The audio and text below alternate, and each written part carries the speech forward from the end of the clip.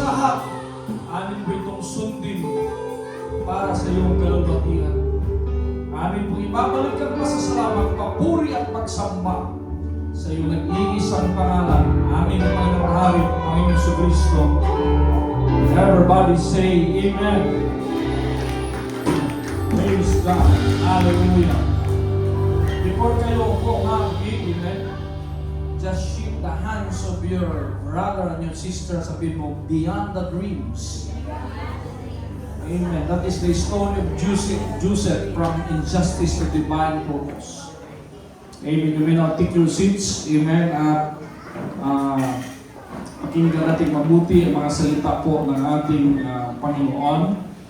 Amen. Dahil napakabuti ng Diyos. Amen. Dahil every day, every week, amen, sa buhay po natin ay lagi tayong binibigyan ng mga fresh na salita po ng ating dakilang Ama, ating Panginoon Jesucristo. Amen. Are you happy? Yes. Amen. Mag-focus tayo sa salita ng Diyos. Amen. Dahil mayroon pong mensahe ang ating Panginoon kung bakit niya ito binigay, mga kapatid. Amen. Napaka-ganda ng mga salita po ng ating Panginoon. Amen. Dahil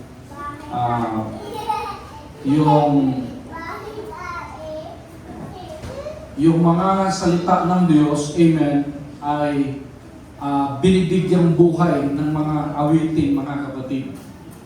Praise God. So, in the book of Genesis, verse 50 to 20, mga kapatid, ito'y sinasabi po ni Joseph, amen, out of hatred sa kanyang mga kapatid, sinabi niya, but as for you, he addressed this to his brothers. You thought evil against me, but God meant it unto good, to bring to pass as it is this day, to save much people alive. Amen.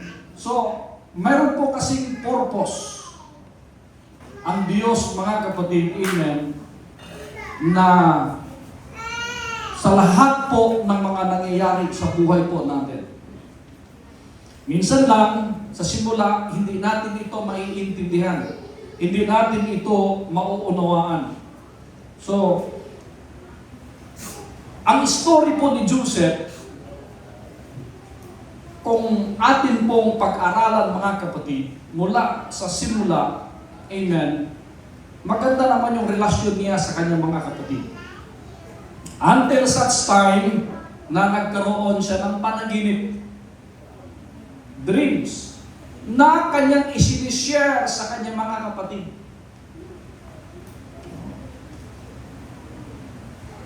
Sa buhay natin, may mga panahon, mga kapatid, na noong wala pa tayong pangarap sa buhay, parang okay lang naman. Pero nung nagsisimula ka ng nangarap, nagsisimula ka ng nag-i-aim kung ano yung magiging purpose ng Diyos sa buhay mo, mga kapatid, amen, doon dahan-dahan na mayroon kang mga tinatawag na mga opposition. Amen. Hindi lang sa pamilya mo, maging kaibigan mo, mga kapatid ko, at kung sino-sino man na pwedeng haharang doon sa mga dreams na ipinagkaloob ng Diyos sa atin, mga kapatid. So the verse na binasa po natin, mga kapatid, is one of the deepest revelation in Scripture about suffering, injustice, sovereignty, and redemption. Yun yung binigay kay Joseph, mga kapatid, na mismo siya, hindi niya akala, beyond the dreams, mayroon palang hindi magagandang mangyayari sa buhay niya, mga kapatid. Joseph was a man chosen by God, yet his journey was marked by betrayal, injustice, and suffering.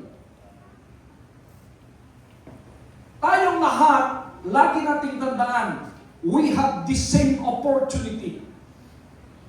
Minsan kasi, mentality natin, lalo na tayo mga Pilipino, lumaki tayo mga kapatid ko, amen, na meron tayong tinatawag na inferiority conflict, mayroon tayong slavery mentality, amen. Kaya nga sa atin, kung napapansin niyo, anak, mag-aral ka, pagkatapos mo mag-aral, magtrabaho ka, tsaka ka na mag-asawa. Kasi yung mentality natin palagi, trabaho, that is slavery. Na hindi ko naman sinasabi, huwag kayong magtrabaho. Pero yun na yung nakakasanayan natin mga kapatid. No? Bihira lang sa atin na nag-aaral, pagkatapos nito, magtrabaho lang konti, mag-ipon at magdinegosyo. Bihira lang sa mga Pilipinong gano'n. Mga Chinese, mga anak ng Chinese, gano'n na yung mentality nila. Yung mga Indians, yung mga Israeli, o yung ibang mga foreigner, mga kapatid, business ang kanilang iniisip palagi. Amen. So si Joseph ay pinili po ng Diyos. So lagi nating tandaan, pinili tayo ng Diyos, mga kapatid. Hindi tayo ang pumili sa Kanya. John 15:16, Jesus said, "You have not chosen me, but I have chosen you." Hindi kayo ang pumili sa akin, ako ang pumili sa inyo. So wala tayong karapatan, mga kapatid, na magmamayabang sa ating mga sarili kasi hindi tayo ang pumili na maglilingkod sa Diyos. Diyos ang pumili para tayo ay maglilingkod sa Kanya. But sometimes, hindi natin ito nauunawaan, mga kapatid. Along the way, yung gusto ng Diyos sa buhay mo, tandaan mo, uulitin ko, pare-pareho tayo ng opportunity. Lahat ay ipinanganak, mga kapatid ko, pare-pareho. Di ba? Physically, siguro yung iba, magkakaiba tayo, mga kapatid ko, pero lahat po tayo binigyan, amen, ng brain ng ating Panginoon. At doon siya makikipag-usap sa iyo. At binigyan tayo ng puso para makakaramdam tayo. Would you see, amen? So sometimes, along the journey, mayroon pong mga betrayal, injustices, mga suffering na mararanasan ng mga kapatid. So, Joseph, his brother, threw him into a pit, sold him into slavery, and later he was falsely accused and imprisoned. Ganun yung naranasan ni Joseph. Can you imagine? Ang saya-saya sana niya na nag-report sa kanya, mga kapatid, ito yung panaginip ko. Ba? Nasa gitna ako, yung buwan at saka mga buwan at mga bituin, yumuyuko sa akin. Ba? Masaya siya na sinishare niya sa kanyang mga kapatid. Oh, ito yung isang panaginip ko. Nakapalibot sa akin yung tinatawag na lahat ng mga inaaning palay. At yung lahat ng inaaning palay ay yumuko sa akin. So na-interpret ngayon ng mga kapatid ni Joseph, pambihira ka. So, ibig sabihin, yung panaginip ko, lahat kami yuyuko sa'yo. Kasi hindi naman naunawaan, amen, ng kanya mga kapatid that someday somehow darating ang punto na yung mga kapatid niya, amen, hihingi ng tulong kay Joseph. Hindi lang yun. Pati yung kanyang ama, na si Jacob, ay nagagalit din sa kanya, pati ba ako? Yuyuko sa'yo. Diba? Kaya doon sa pamilya, wala siyang nagiging kakampi. Bakit? Kasi hindi siya naiintindihan. Mind you, pakinig kayo mabuti, minsan sa buhay natin, beyond our dreams, maraming mga tao, maging mga kadikit mo, hindi ka mauunawaan, hindi ka maiintindihan. Yet, lahat magsabing yet, despite all these things, never abandoned his faith in God. He was falsely accused. He was in prison. Hinulog siya sa balon, mga kapatid ko, pinaglaruan ng kanyang mga kapatid. Amen. Pero hindi po nag-give up si Joseph sa kanyang pananampalataya. Nagpapatuloy pa rin siya, mga kapatid. Amen. Hallelujah. Dahil alam niya, beyond the dreams, mga kapatid, mayroong plano ang Diyos sa kanya. Pwede bang palakpakan natin siya? The dream God gave Joseph attracted warfare. Maybe not everyone will celebrate the favor and calling upon your life. Kapag pinagpala ka, Sister Chanel, hindi lahat ng kapatid mo nagsiselebrate sa'yo. Hindi lahat ng kaibigan mo masaya sa'yo.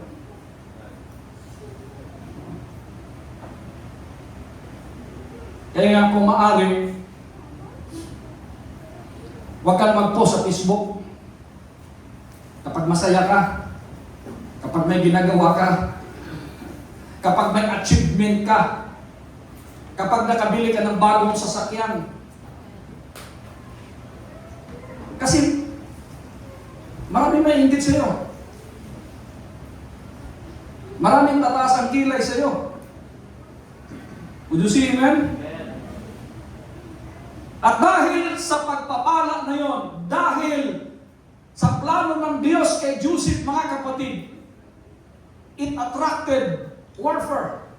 Nainggit yung kanyang mga kapatid. Pinagplanuhan siya ng kanyang mga kapatid. Diba? At walang pakialam ang kanyang mga kapatid sa kanya. Sometimes, the greatest pain comes from the people closest to you. Nakala mo kakampi mo, kalaban mo pala. Akala mo masaya sa'yo, naiinggit pala sa'yo. Would you say amen? Di ba? Kaya tayo bilang mga matured Christian, mga kapatid, ang turo ng Panginoon sa atin, maging magalak kayo sa mga taong naging magalak. Maging malungkot kayo sa mga taong nalulungkot. Di ba? Ibig sabihin, sabayan natin sila. Huwag tayong mainggit. Diba? The pit was not the end. The prison was not the end. Nung hinulog po si Joseph doon sa balon, akala ng marami, kung nanonood tayo ng pelikula, parang series ng Netflix, mga kapatid, akala natin, katapusan na ito. Paano siya makakatakas doon? Hinulog siya sa balon na walang tubig. Mismo pang sarili niya, mga kapatid, at nag-uulog sa kanya. At mayroon siyang isang kapatid na naisip na kung dito lang to, mamamatay to. Pakinabangan natin to. Di ba, may mga panahon sa buhay mo, kahit hindi mo man kapatid, pero may nag-isip to, sayang to, pwede natin pakinabangan ito. Di ba? Basura na to, pero pwede ibinta sa junk shop ito. Di ba? Sino mahilig magbinta ng junk shop? Naranasan kong magja-junk shop. Sayang to, pakinabangan natin. Bininta si Joseph. Akala niya katapusan na. Kasi noong unang panahon, mga kapatid ko, pwede kang ibinta bilang alipin. Kasi ang mayaman noon, Egypt.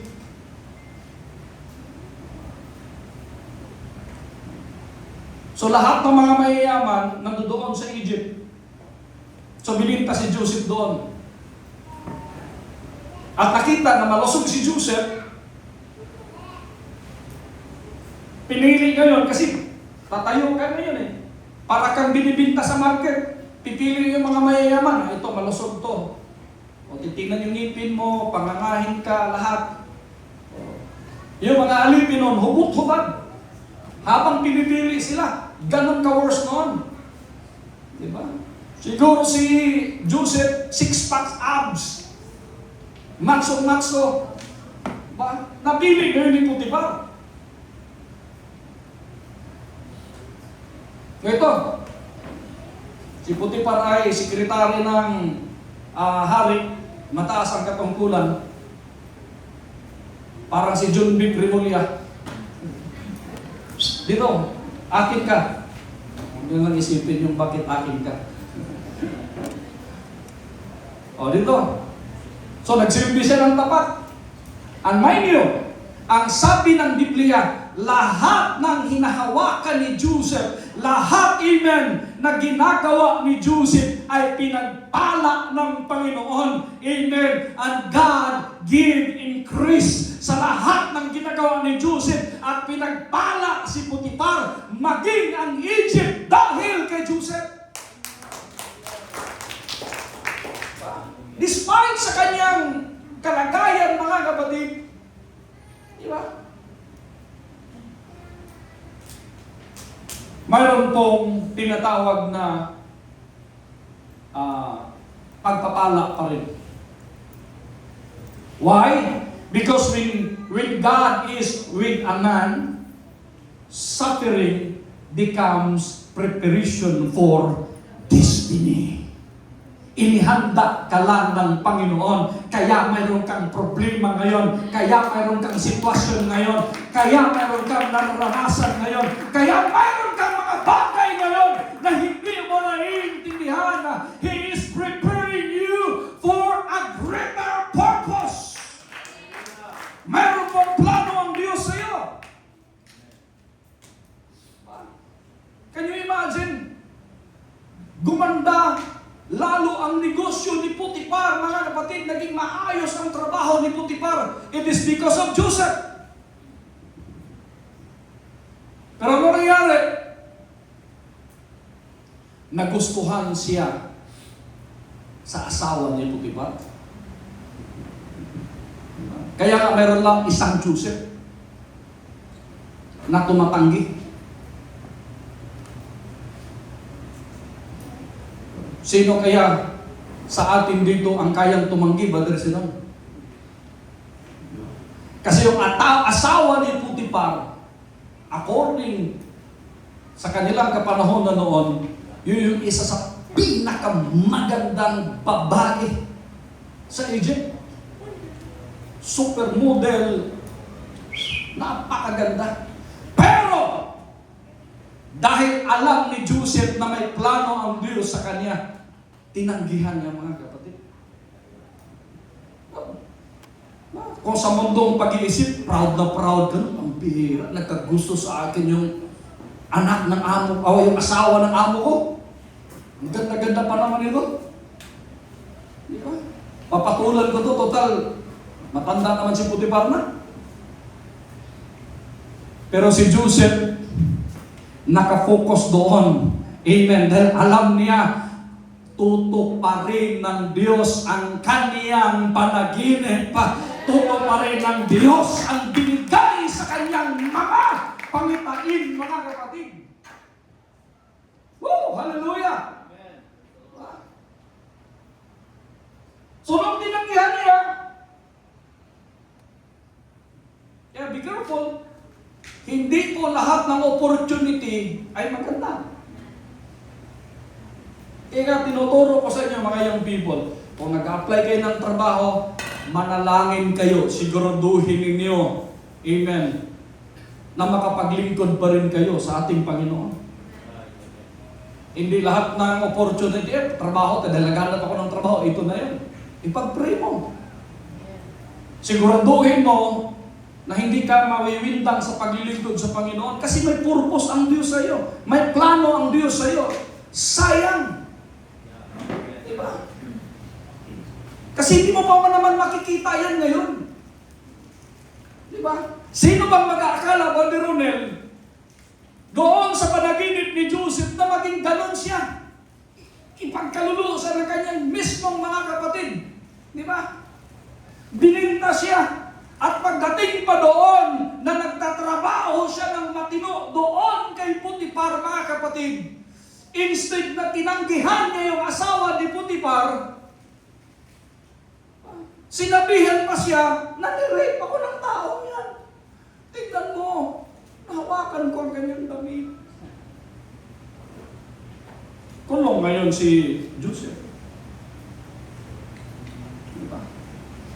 Diba sa buhay mo hindi mo maintindihan minsan? Bakit nangyari sa akin ito? Ang tinutino ko naman. Maayos naman ako. Wala naman akong inaagrabyado, Brother Sinon. Diba? Mabait naman ako. Bilang kaibigan, ako nga laging bumubunot. Pero bakit pinagsasalitaan ako ng hindi maganda? Bakit minamaritis pa ako?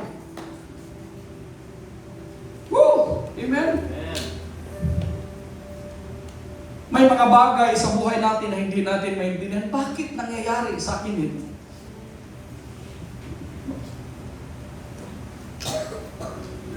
Kaya sa paglilingkod natin, mga kapatid, huwag kayong mag-expect kaagad, mga kapatid, na naglilingkod ako sa Panginoon, pagpapalain ako. Yes, totoo yan.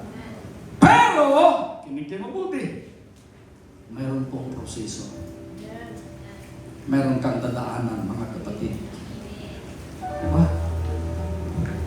Bago ka makapag-drive ng executive car, dadaan ka muna sa hammer car.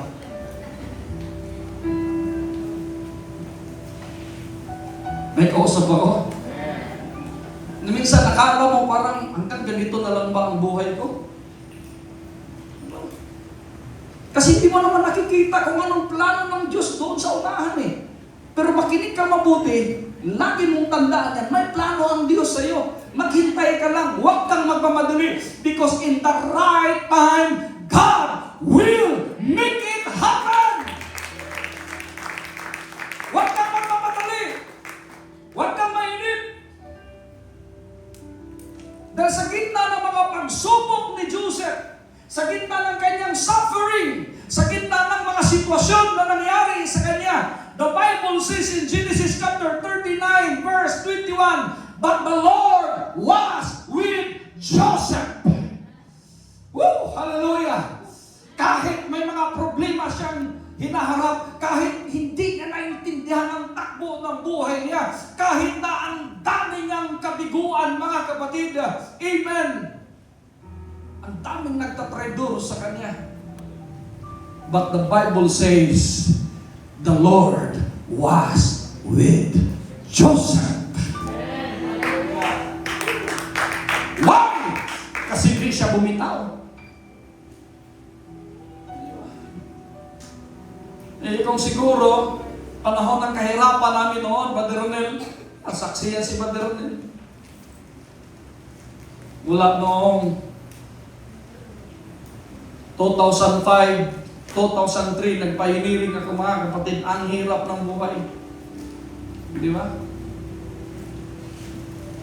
Imagine, ilang taon na ba? 2003. 2026 na ngayon. Ha? 23 years. Ang first time na magbuntis si Sister Claudia, mga kapatid, yan kay Jaira na yan. Nakikitira kami kina Brother Ronel.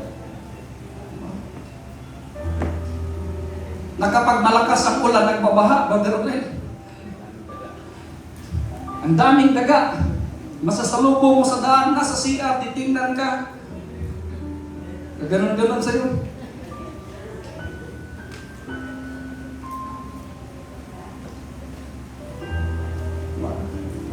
Puro sa mga panahon na yun, hindi mo maintindihan ang buhay. Kung nag-give up ako at nag-abroad kami ni Sister Claudia, hindi tayo magkita-kita.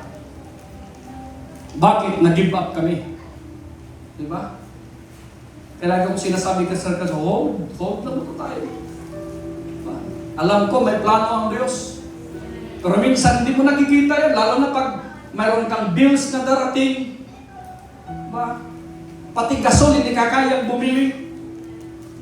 Gasolito lang kami, kaya namin bili ng gasolito.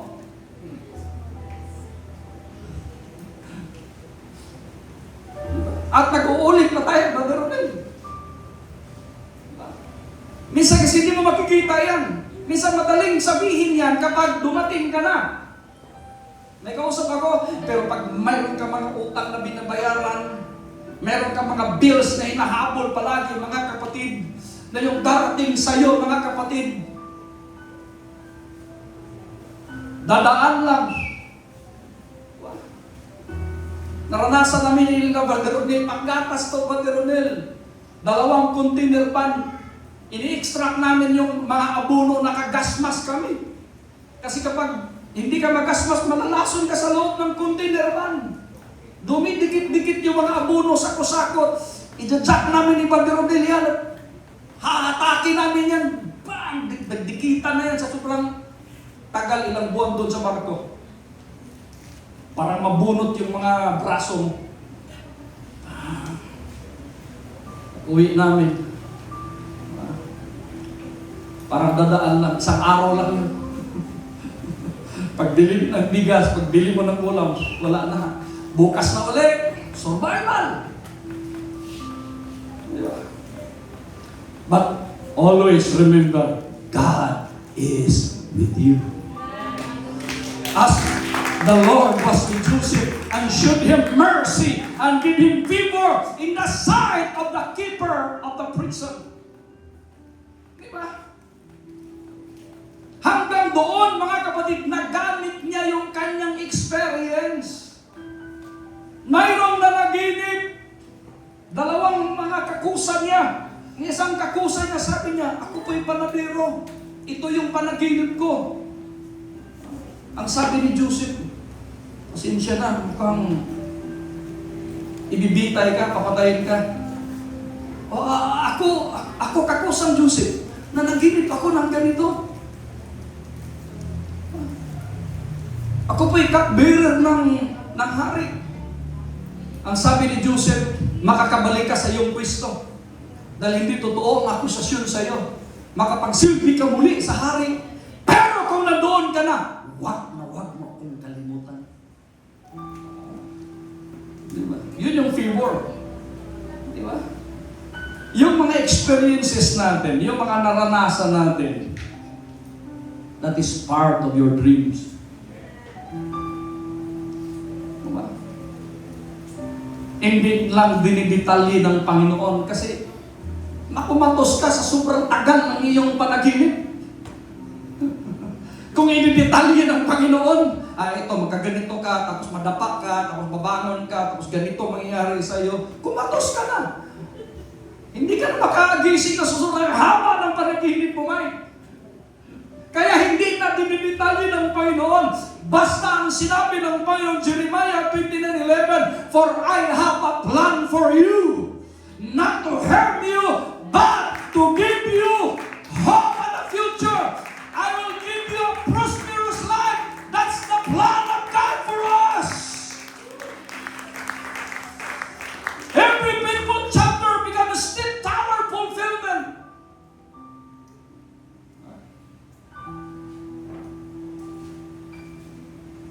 He remained faithful. He trusted God in silence and in suffering.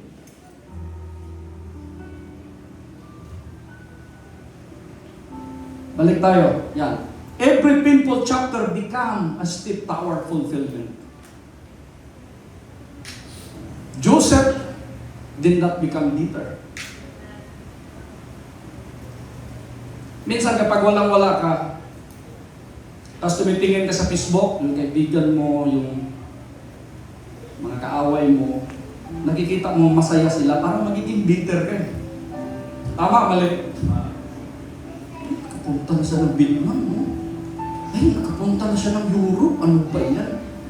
Ay, nandun siya sa Boracay ngayon. Minsan pa naman yung social media, diba, parang iniinis ka. No? Parang, bakit ako hanggang ngayon ganito pa rin? Diba? Tapos pagbukas ko pa naman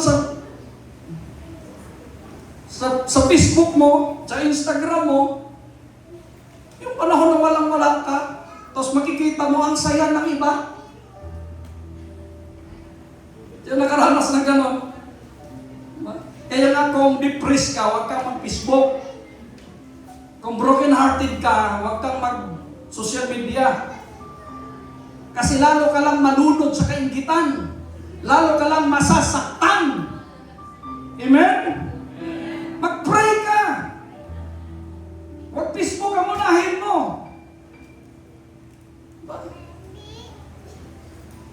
Yung mga painful na nangyayari sa buhay ni Joseph, Brother John, hindi siya naging bitter. Hindi siya nagsabi, ang bira. Ano bang klaseng buhay ito? Kasi tandaan natin, hindi natin alam kung sino yung mga ninuno pa natin. The Bible says, kung may ginawa ang ninuno mo, unto the 14th generation. Imagine mo yung 14th generation. Kung may ginawa yung ninuno mo noon, mananalayta yun sa dugo ninyo. Kaya nga yung sakit ng tao, genetic yan. Tinawag lang natin sumpa. Pero genetic yan. Kaya magtataka ka, bakit mayroong mga cancer? Oh. Akala lang ng mga ninuno na itong kinulam. Hindi kulam yun. May sakit talaga, genetic na yun. May mga breast cancer, may mga, ano pa ba yun? Mga, yung sa babae. Mga cervical, ba? May mga colon cancer, mga liver, mga cancer, mga kapatid. May mga heart problem. Mula pa yan sa kinanununuan natin. Kaya nga sa atin, dapat manalangin tayo. Kasi wala kang magagawa nun, darating talaga yun. Kung may kamag-anak kayo, lulo, kung sino man yung nalalaman mo na mga high blood yung lahi ninyo, diabetic yung lahi ninyo, manalangin ka. May kausap ako. Huwag kang maging bitter. Joseph remained faithful. He trusted God in silence, in suffering, and in waiting. Habang naghihintay si Joseph sa pangako ng Diyos, mga kapatid, nananatiling siyang tapata, nananatiling siyang nagtitiwala sa Diyos. Habang hinihintay niya ang pangako ng Panginoon, tayo, habang hinihintay natin yung plano ng Diyos sa atin, huwag kang mainip.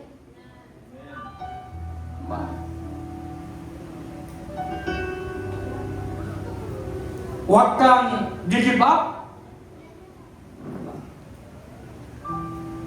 Imagine niyo,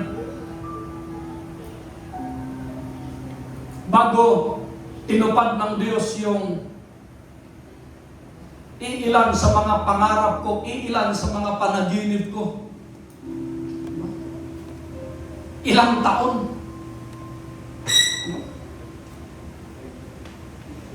1992 yung nag-pray ako. Diba? Kinausap ko ang Diyos heart to heart. Birthday ko. Sa amin, sa hirap minsan ng buhay, wala namang birthday. Gigreet ka lang. Happy birthday. Tawag ka ng ano, yung putput, yung puto ko tsinta. Abangan mo na yun. Puto ko tsinta! Dito, birthday ko.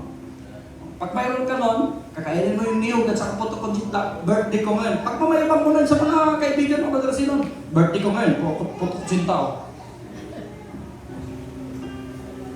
Kaya napaiyak ako noon eh. Dito ko lang naranasan na may cake. Kapag may cake ka, birthday sa amin, big time ka. Oo, big time ka. Yung cake na yun, wala yan sa amin. Mag-birthday ka eh, solo mo lang. Biko, yan, si mother. Pag birthday mo, magluluto ng napakasarap na biko yan. At magtatabi ng latek. Ibigyan mo yung mga tropa mo ngayon, oh, latek, birthday ko ngayon. Biko.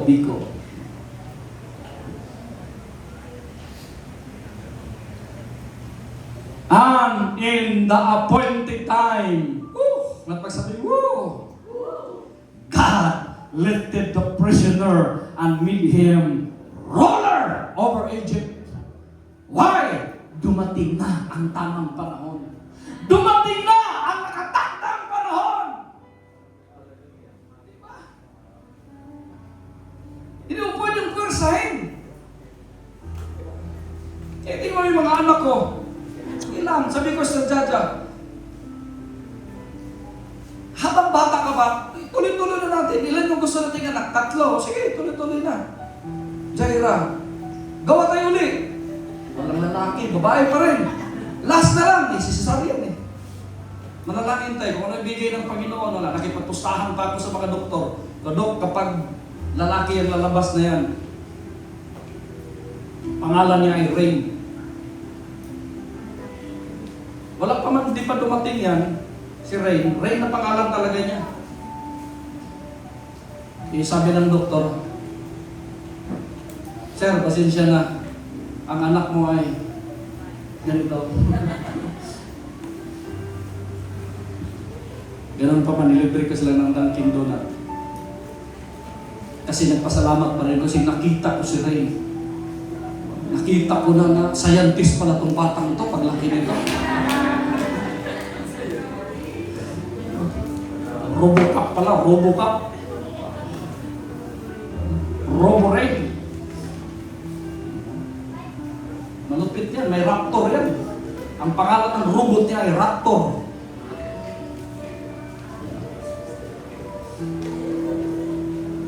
Appointed time.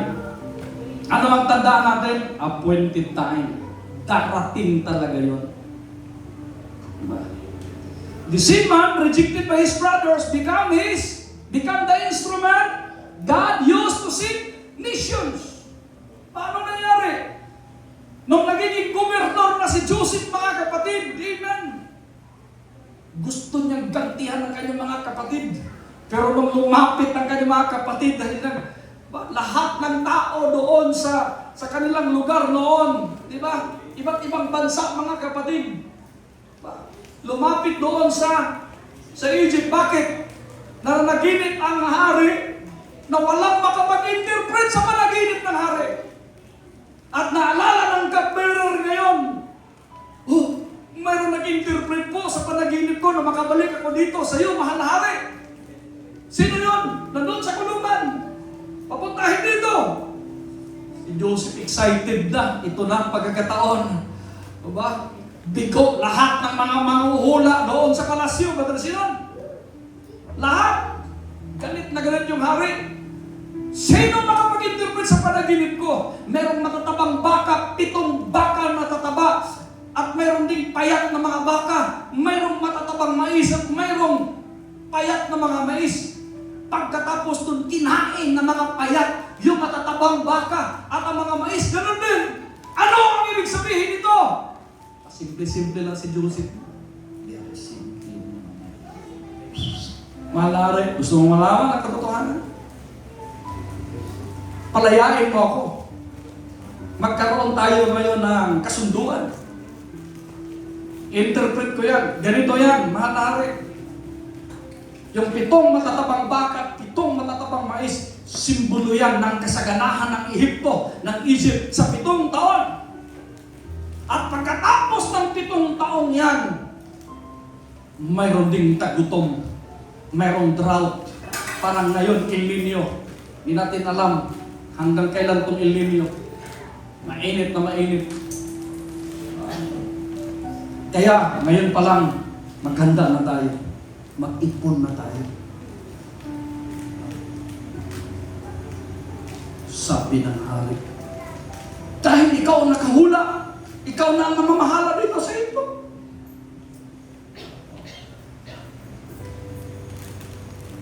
Ngayon, dahan-dahan na naintindihan ni Joseph, totoo pala ang panaginip ko. Naging hari na, nagiging kanang kamay na ako ng hari. At ang mga kapatid niya, pag gutom ng gutom, dumaan ng grabing drought doon sa Kanaan, dahan-dahan kayo mga kapatid, naghahanap ng mabibilan. To make the story short, natupad yung panaginip niya na yumuko yung kanyang mga kapatid sa kanya. Diba? Bakit? Kasi hindi nag-give up si Joseph. Grabe yung naranasan niya. Hinulog sa balon, bininta bilang alipin. Diba?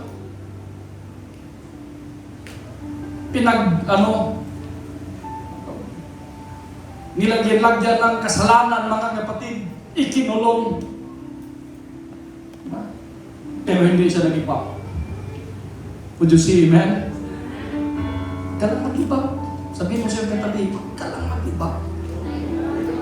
Darating din yan. Diba? This is the power of God. What meant for evil, God can turn for good. Woo! Kahit anong iniisip ng ibang tao sa iyo, kayang baliktarin ng Panginoon yan. Huwag ka lang sumuko, huwag ka lang magtanong sa Panginoon na mananatili ka lang tapat sa Kanya. Maybe today you feel wounded, falsely accused, forgotten and betrayed. We will always remember Joseph. Lagi nating tandaan kung anong nangyari kay Joseph, mga kapatid. The pit is, amen, the pit is not your grave. And your suffering is at the end of your story. Hindi pa katapusan kung ano ang nararanasan mo ngayon. Hallelujah. Remain faithful. Walk in integrity. Hallelujah. Forgive those who hurt you. And trust the God who sees beyond the dreams.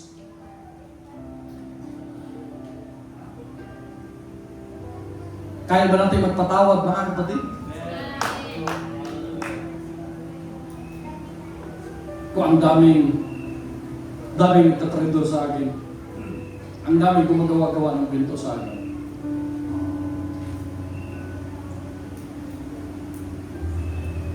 Sabi ng ibang mga kaibigan, kung ako lang yan, binira ko na yan.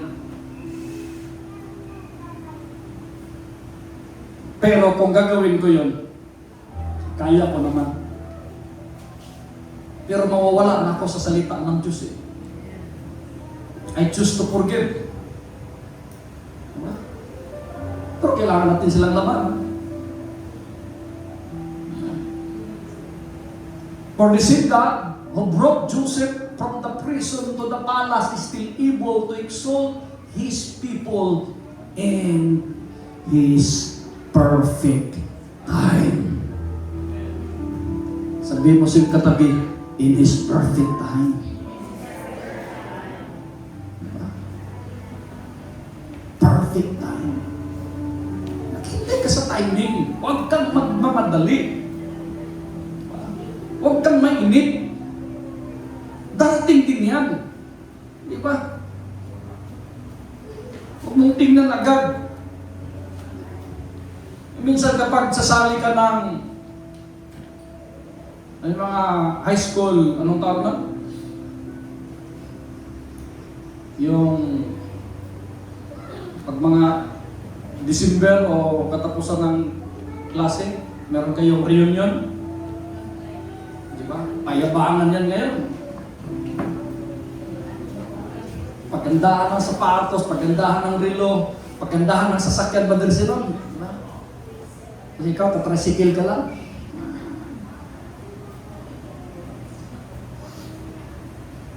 Tapos yung nangungupya lang sa'yo, big time na. Oh, basta brad, nangungupya ka lang sa akin na. Diba?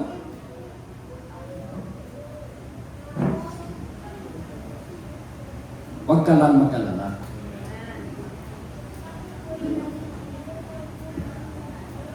Ilang taon umiiyak si Sister Claudia.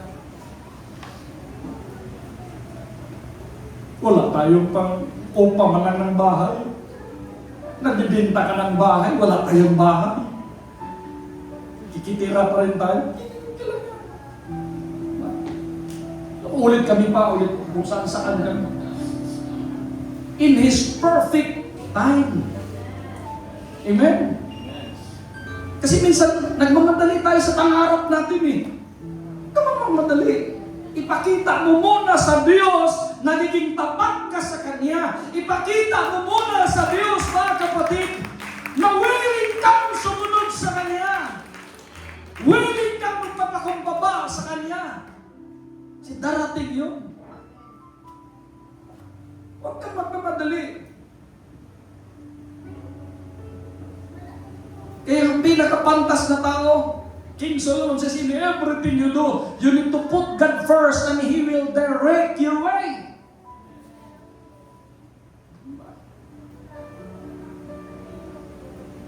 Put God first. May plano ka? Unahin mo ang Diyos. Huwag mong unahin yung damdamin mo.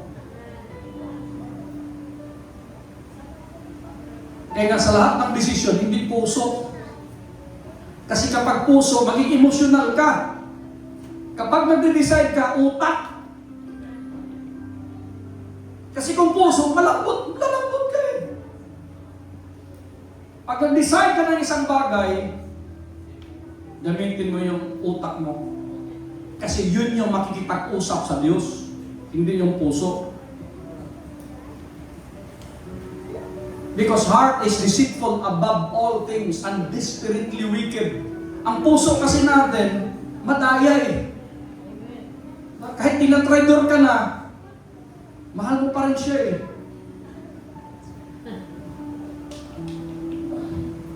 Kahit pinaglaruan ka lang, ikaw pa rin ang hanap ng puso ikaw. Isus Maria Jose. Ganun talaga eh. Diba?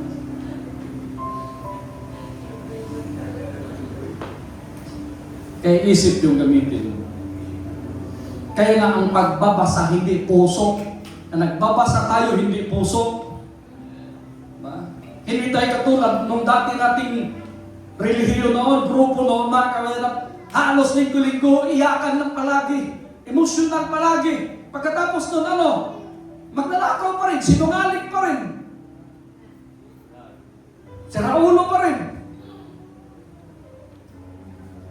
Bakit hindi naiintindihan? Tayo, umiiyak man tayo mga kapatid ko, sa gala, umiiyak man tayo. Why? Kasi naisip natin kung gaano kabuti ang Diyos sa buhay natin. That's why the Bible says in 1 Peter 5:6, humble yourselves therefore under the mighty hand of God, that He may exalt you. When? In due time. In His perfect time. Oh, hallelujah! Palakpakan natin ang ating Panginoon. In His perfect time. In due time. Magtakot mo ba ka? Ilalait ka, okay lang. Di ba? Kaya sabi ko kay Sister Claudia, siguro ang dami ng lalait sa atin. Diba? Di lang natin alam.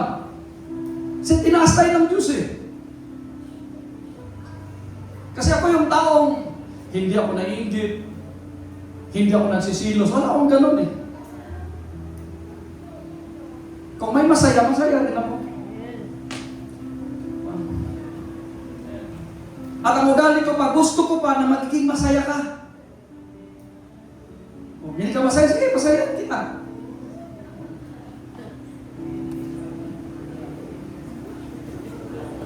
At doon sa ugaling ganon, pinagpala tayo ng Panginoon. Huwag niyong kalimutan, huwag na huwag kayong magiging selfish. Sabihin mo sa iyong katabi, huwag kang selfish.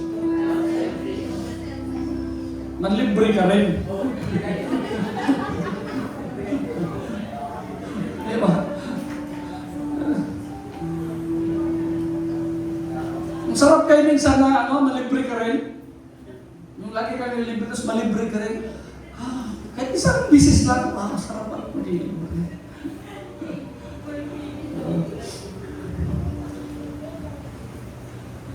In due time. Sabi mo siya katabi, in due time, i-deliver din kita. In due time. Problema ang due time, mahaba niyan. Diba? Ang pagiling ko sa Panginoon, just, hold on a minute longer. Just hold on. Think fast and look alive. Masaya ka lang, mga kapatid. Malapit na. Oo, grabe paghirap ko ngayon. Grabe naranasan ko ngayon. Malapit na to. Di ba, malapit na to. Magtaka ka kung wala kang nararanasan. Parang hindi pa nag-umpisa. Diba? Pero marami ka nang naranasan. Marami ka ng mga suffering. Marami ka ng mga kabiguan, mga kapatid. Amen. Yung awit ninyo, broken and scattered. Imagine mo yan. Broken ka pa, nagkawatak-watak pa. Pero, nananatili kang sulit. Sulit at tapat sa ating Panginoon. Diba? Kaya nga, nagpasalamat ako sa Panginoon. Naranasan ko na yung sobrang hirap ng buhay. Sobra. Yung pagiging teacher noon, magkano na yung sweldo noon? May loan pa, si mother noon. Yung father ko, kahit may trabaho yung father ko, hindi talaga sapat. Kaya napakasarap kong ulam na naranasan ko sa buhay ko. Yung mantika ng baboy, diba? Pag taglamig, nagsisibo yan. Tapos ilagay mo sa kanin. Lagyan mo ng asin. Heaven. Wala nang iba eh. Totoo yan, magdildil ka ng asin. Naranasan namin yan. Kaya nagkasakit ako sa bato eh. Yung bagoong, prituhin namin, lagyan namin ng ano yan, kamatis, sibuyas. Isang kalderong kanin na yan. Sarap. Diba? Nauso na yung noodles, early 90s. Noodles na Maggi. Wala pa namang ano nun. Anong sikat niya ngayon? Wala pa yung Lucky Me. Maggi talaga yung galing na Malaysia kasi malapit kami sa Malaysia eh. Mindanao eh. Bili ka ng Maggi doon. Kahit ngayon, ang isip ko ngayon yung Lucky Me, Maggi pa rin. Bili ka ng Maggi. Galing Malaysia. Yung mga product namin, mga smuggle, Malaysia. Yung mga sulat-sulat ng Malaysia. Toothpaste namin, Malaysia galing. Marami.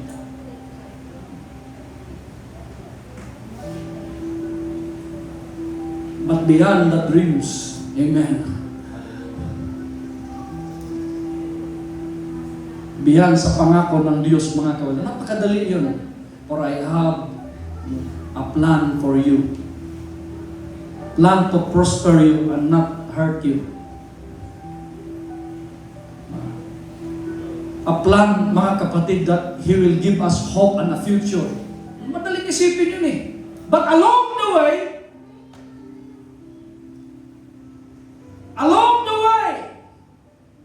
ang daming mong mararanasan. Ang daming kabiguan, ang daming mga problema, pagsubok sa buhay. Parang ayaw mo na. Parang hindi ka naniniwala sa pangako ng Panginoon. But hold on a minute longer. Kasi darating na in due time, in His perfect time, God will lift you up. God will bless you. God will fulfill your dreams. Kumapit ka lang sa Panginoon. Sabihin mo siyang katabi, kapit ka lang. Huwag kang bibitaw.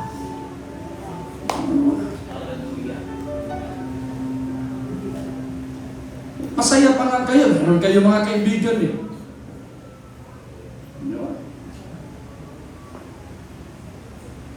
Kaya kung wala kang kaibigan, maghanap kang kaibigan.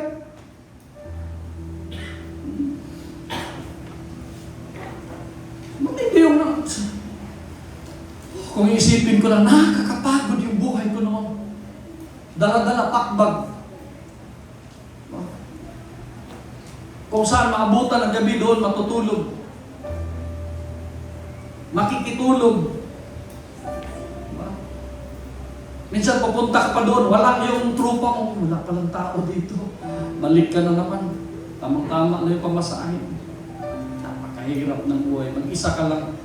Kaya naisip ko, ayaw ko mag-asawa noon eh. Hirap na ba? Ayaw ko mag-asawa.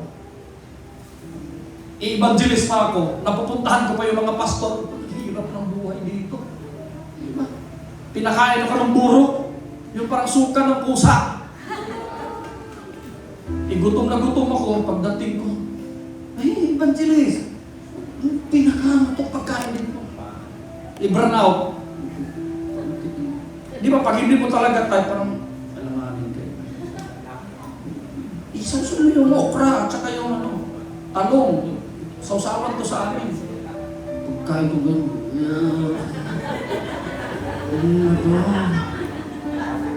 Kinabukasan, luto ng luto. Kasi makikikasanay, di ba? Parang Amerikano, mga foreigner, magluluto ka ng toyo. Gagalit yun. What's the stink smell? Gagalit yung mga Amerikano. Gagalit yun. Luto ng bulo. Ano pa ako? Imagine mo binuro, isda, tapos kanin. Tapos gigisahin yun. Maamoy mo yun, yung parang pinabulok na isda. Pagtingin ko, evangelist, kain ka na. Pagtingin ko, grabe, parang sukan, parang pinakain mo yung pusa. Pagkaroon tapos kung nabusog ng pusa, hawakan mo sa buntot, iikot mo ngayon. Pagbaba mo, susuka yung pusa, yun yung buro. Oh my goodness. Yun yung challenge ni Claudia sa akin, sasagutin kita kung kumain ka ng buro. Kung hindi mo pa ako sinagot, maghiwalay na tayo. Hindi ko kaya yan. Yung nagkita ko, grabe. Sabi ko tuloy sa isang pastor, pag Sunday po kasi pastor, fasting po. Ano ba? Constructive na mga sagot. Kita ko pa lang. Fasting po ako pag Sunday. Nangaral ako, siyempre, evangelist, pakita ko talaga ng banat-banat ka ngayon. Ilong-hilo ako ng kain. Hinang-hina ako. Buti na lang merong kapatira na nagyaya. Pakain na natin sa labas si evangelist. Ay, salamat Panginoon. Pagdating doon sa karinderya, tingnan na namin buro. Utang na loob, huwag naman yan. Nakakain na ako niyan kagabi. Sabi ko, okay na ako yan. Okay na ako.